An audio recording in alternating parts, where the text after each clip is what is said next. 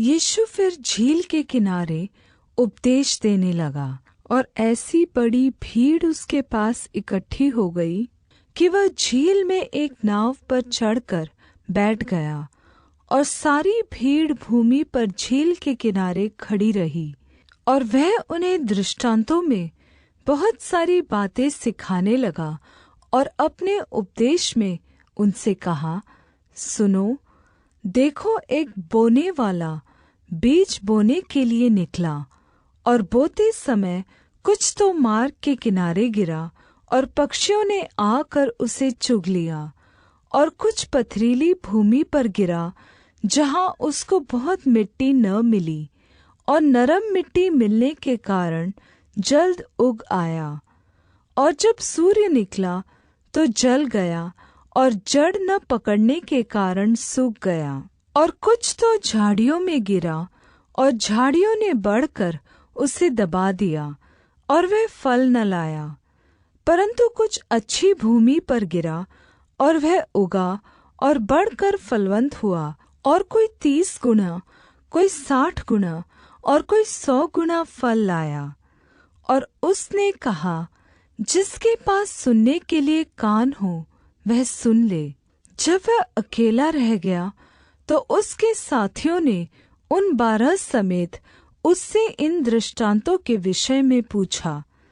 उसने उनसे कहा, तुमको तो परमेश्वर के राज्य के भेद की समझ दी गई है, परंतु बाहर वालों के लिए सब बातें दृष्टांतों में होती हैं, इसलिए कि वे देखते हुए देखें और उन्हें दिखाई न पड़े, और सुनते हुए सुने भी और न समझें, ऐसा न हो कि वे फिरें और क्षमा किए जाएं। फिर उसने उनसे कहा, क्या तुम यह दृष्टांत नहीं समझते? तो फिर और सब दृष्टांतों को कैसे समझोगे? बोने वाला वचन बोता है। जो मार्ग के किनारे के हैं, जहाँ वचन बोया जाता है, ये वे हैं कि जब उन्होंने सुना तो शैतान तुरंत आकर वचन को जो उनमें बोया गया था उठा ले जाता है। और वैसे ही जो पथरीली भूमि पर बोए जाते हैं, ये वे हैं कि जो वचन को सुनकर तुरंत आनंद से ग्रहण कर लेते हैं, परंतु अपने भीतर जड़ न रखने के कारण वे थोड़े ही दिनों के लिए रहते हैं। इसके बाद जब वचन के कारण उन पर क्लेश या उपद्रव होता है, तो वे तुरंत ठोकर खाते हैं।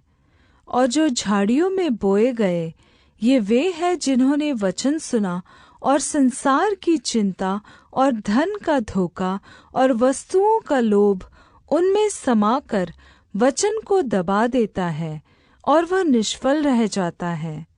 और जो अच्छी भूमि में बोए गए, ये वे हैं जो वचन सुनकर ग्रहण करते और फल लाते हैं, कोई 30 गुना, कोई 60 गुना और कोई 100 गुना।